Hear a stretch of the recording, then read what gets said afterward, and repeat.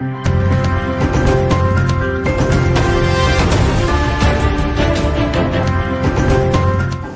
अमोल कुल्हे जी। धन्यवाद अध्यक्ष महोदय। हम सब जानते हैं कि आज हम कोरोना की वैश्विक महामारी से लड़ रहे हैं। हमारे देश में पहला केस 30 जनवरी को पाया गया था। आज 9 महीने बाद क्या परिस्थिति है? सरकार अपनी पीठ थपथपा रही है कि रिकवरी रेट अच्छा है, मॉर्टेलिटी रेट में कमी आई है। इसके लिए मैं सरकार का अभिनंदन करता हूं, लेकिन इन आंकड़ों के पीछे छुपकर हम इस सच्चाई से मुंह नहीं मोड़ सकते कि आज तक कोरोना की बीमारी की वजह से 90,000 देशवासियों ने अपनी जानें गंवाई है। 90,000 डेथ्स, और इसमें इनडायरेक्ट डेथ जैसे लॉकडाउन की वजह से सड़क पर चलते हुए माइग्रेंट लेबर्स की मौतें, कारोबार चौपट होने की वजह से परिवारों ने की हुई सामुदायिक खुदकुशियां, ऐसी मौतें शामिल नहीं है। और इसलिए आज ये देश की जनता सरकार से जवाब मांग रही है कि जब कोरोना अपने देश में हाथ पैर फैला रहा था, तब आप अमेरिकी राष्ट्राध्यक्ष के स्वागत में मशगूल थे। जब देश की सेहत संभालने के प्रयास जरूरी थे, तब आप राज्यों की सरकारें गिराने के प्रयास में लगे हुए थे, और इसका खामियाजा आज देश के हर आदमी को भुगतना पड़ रहा है। अगर दूरदृष्टि दिखाते हुए आपने उसी वक्त हर इंटरनेशनल ट्रैवलर का आरटीपीसीआर टेस्ट कराया होता, तो आज ये नौबत नहीं आती। और फिर आपने सरप्राइज इवेंट की तरह लॉकडाउन देश पर थोप दिया। लॉकडाउन लगाते वक्त ये नहीं सोचा कि इसे फेज आउट मैनर में भी लॉकडाउन किया जा सकता है। ये नहीं सोचा कि मार्च के महीने में कोरोना का स्प्रेड सिर्फ शहरी इलाकों में था, ग्रामीण इलाकों में नहीं। और नहीं आपने लोगों को तैयारी करने का अवसर दिया, थोप दिया देशव्यापी लॉकडाउन।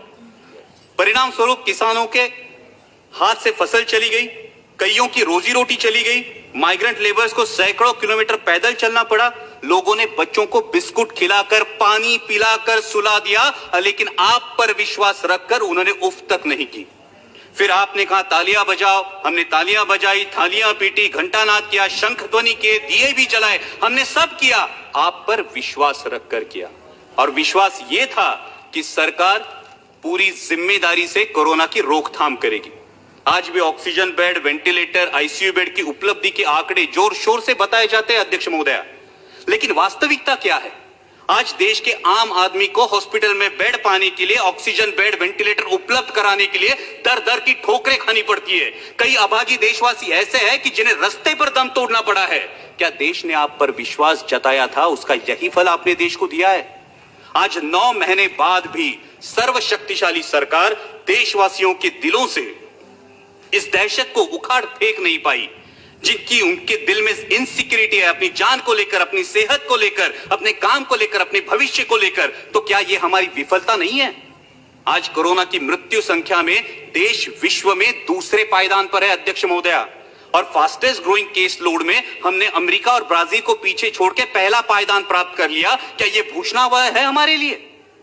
मैं सदन के माध्यम से अध्यक्ष महोदया स्वास्थ्य मंत्री जी से पूछना चाहता हूं कि क्या देश कम्युनिटी ट्रांसमिशन की फेज में है या नहीं? अगर इस सवाल का जवाब हां है, तो सरकार की सब पॉलिसीज फेल हो चुकी है, इसका यह सबूत है।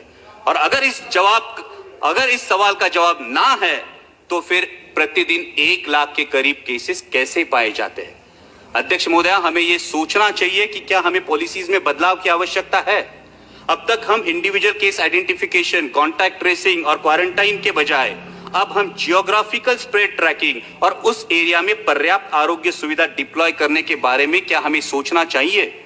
आज कोरोना से जो युवा उभरे हैं वो प्लाज्मा डोनेट करने के लिए रेडी है, लेकिन मैं स्वास्थ्य मंत्री जी से अनुरोध करूंगा कि आईसीएमआर का अब तक प्लाज्मा डोनेशन के लिए, प्लाज्मा थेरेपी के लिए क्लियर डायरेक्टिव्स नहीं है। वही बात सलाइवरी टेस्टिंग की है, और वही बात औषधों के दरों की है। आज फैबीफ्लू ले लीजिए, आज रेमडेसिविर ले लीजिए, आम आदमी के जेब के पहुंच से ये दवाइयां आज भी बाहर है, इस पे विचार होना चाहिए।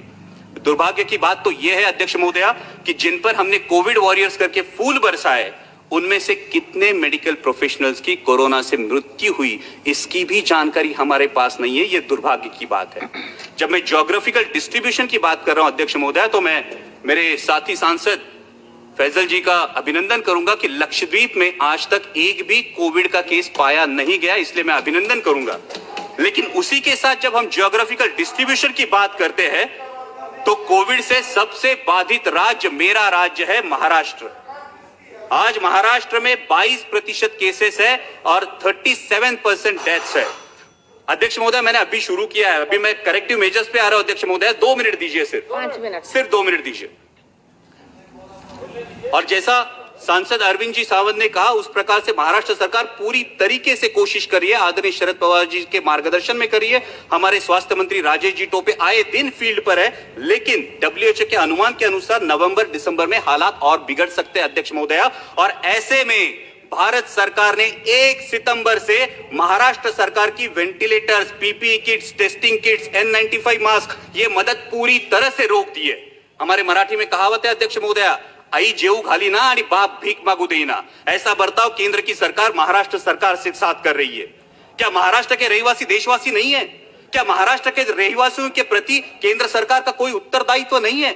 मैं इस सदन के माध्यम से मांग करता हूं कि अविलंब महाराष्ट्र सरकार को टेस्टिंग किट्स और अदर कंज्यूमेबल्स की मदद मुहैया की जाए और उसी के साथ अनइंटरप्टेड ऑक्सीजन सप्लाई के लिए महाराष्ट्र में ऑक्सीजन मैन्युफैक्चरिंग मेगा यूनिट के निर्माण के बारे में सोचा जाए। अध्यक्ष महोदय, जब हम कोविड की लड़ाई में रिसोर्सेस की बात करते, उतना ही अहम है स्किल्ड मैन पावर।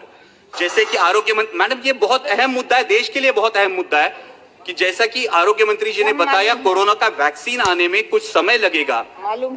तो इसके लिए हमें सिर्फ 2 मुद्दे, इसके लिए हमें स्किल्ड मैन पावर की जरूरत पड़ने वाली है और इसीलिए जो नेशनल हेल्थ मिशन के रेट्स है, उन रेट्स में आसानी से स्किल्ड मैन पावर उपलब्ध